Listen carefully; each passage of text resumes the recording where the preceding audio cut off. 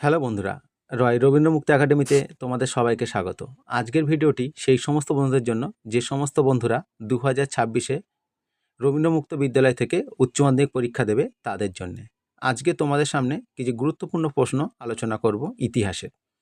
তাহলে ভিডিওটি অবশ্যই মন দিয়ে দেখবে।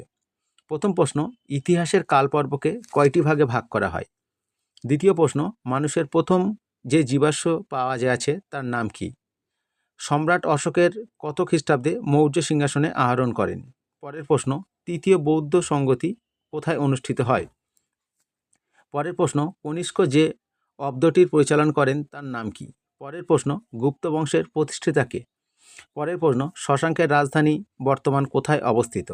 পরের প্রশ্ন, অলবেরুনের লেখা বইটির নাম কি? পরের প্রশ্ন, পানিপথের প্রথম যুদ্ধ কবে সংঘটিত হয়? পরের প্রশ্ন, শিখ ধর্মের প্রবর্তক কে? বন্ধুরা, আজকের ভিডিওটি এই পর্যন্ত। ভালো লাগলে অবশ্যই লাইক ও শেয়ার করবে।